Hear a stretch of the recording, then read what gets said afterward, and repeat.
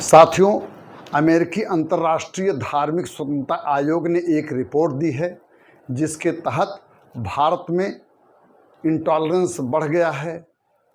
अल्पसंख्यकों की धार्मिक स्वतंत्रता में खलल पैदा हो रही है। यह एकदम बकवास की रिपोर्ट है, हास्यास्पद है और पक्षपातपूर्ण है।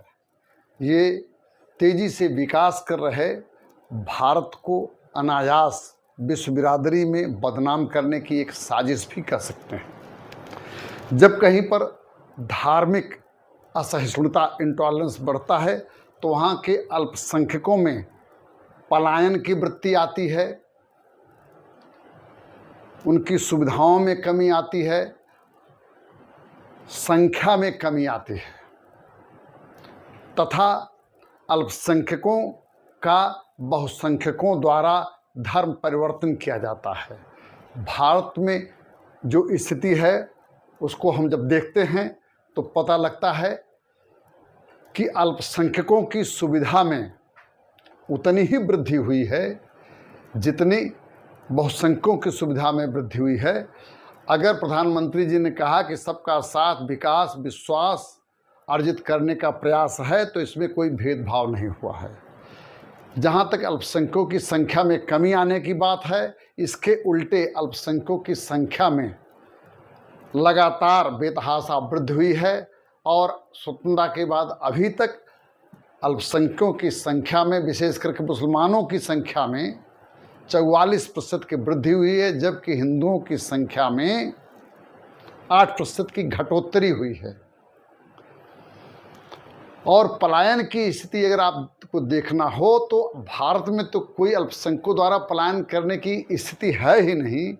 उल्टे आप अफ़गानिस्तान में देखें तो वहाँ पर अल्पसंख्यकों के पलायन करने की स्थिति बनी थी, बनी है और बनी रहेगी। बनी क्या रहेगी, अब तो कोई अल्पसंख्यक बचे ही नहीं हैं। नहीं तो अभी हाल के भी वर्षों में अफ़गानिस्तान से हिंदुओं का, सिखों का, जैनियों का और बौद्धों का पलायन हुआ है। और अब कहा जाता है कि ऑफिशियली अफ़गानिस्तान में कोई भी अल्पसंख्यक नहीं बचा है, या तो उसका कन्वर्जन हो गया है इस्लाम में, या अल्पसंख्यक वहाँ देश छोड़ करके भग गए हैं या उनको मार डाला गया है। पाकिस्तान में भी अल्पसंख्यकों की दुर्दशा यही है। बांग्लादेश में भी अल्पसंख्यकों की दुर्दशा वैसी ही है। अगर अल्पसंख्यकों की दुर्दशा या अल्पसंख्यकों के प्रति इंटॉलरेंस की बात देखनी है और सुननी है तो हमें अफ़गानिस्तान में देखनी चाहिए, पाकिस्तान में देखनी चाहिए, बांग्लादेश में देखनी चाहिए। दरअसल अल्पसंख्यकों के लिए अगर कोई स्वर्ग देश है तो वह भारत ही है, जहाँ पर अल्पसंख्यकों को बहुसंख्यकों से कई मायने में ज़्यादा सुविधाएं मिली हैं और कई मामले में संविधान में भी उन्हें विशेष संरक्षण मिला है। अब आई बात धर्मांतरण करने की, और धर्मांतरण किस तरह से किया जाए और कैसे किया जाए, किनका किया जाए और किनका हुआ है, तो देखते हैं कि बहुसंख्यकों का ही धर्मांतरण अल्पसंख्यकों में हुआ है। अब अल्पसंख्यक क्रिश्चियन और मुस्लिम वह धर्मांतरण की खुल्लम खुल्ला छूट चाहते हैं, जबरन धर्मांतरण करना चाहते हैं। यह एक विचित्र बात है कि भारत जैसे देश में, जहाँ पर अल्पसंख्यक धर्मांतरण विरोधी कानून की जरूरत नहीं महसूस करते, बल्कि बहुसंख्यकों को जबरन धर्मांतरण के खिलाफ कानून की जरूरत पड़ती है। और 28 राज्यों में से 12 राज्यों में जबरन धर्मांतरण विरोधी कानून लाए गए हैं।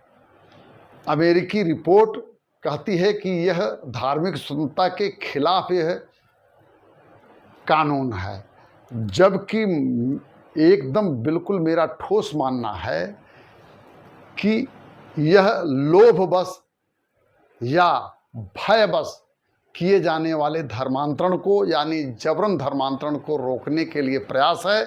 और जब जबरन या लोभवश किए जाने वाले धर्मांतरण को रोकने का प्रयास किया जाता है तो यह धार्मिक स्वतंत्रता को सीमित करने का नहीं धार्मिक स्वतंत्रता को सुनिश्चित करने का प्रयास है। और भारत में जो बहुसंख्यकों का धर्म है वह सनातन धर्म है, और जिसमें सभी धर्मों का सम्मान होता है। इस विश्व के हर धर्म का जिस धर्म में सम्मान है वह ही सनातन धर्म है। उस धर्म पर अभिमान है, उसकी समावेशी प्रकृति, उसका बृहद अवदान है। प्रस्थान पथ परिणाम में सबके लिए स्थान है भारत में। और इसीलिए विश्व के जितने भी धर्म हैं सभी धर्मों को भारत में स्थान मिला है, मान मिला है और सम्मान मिला है। जबकि पड़ोसी देशों में या विश्व के बहुत सारे देशों में अल्पसंख्यकों का सिर्फ शोषण हुआ है, उत्पीड़न हुआ है, पलायन हुआ है।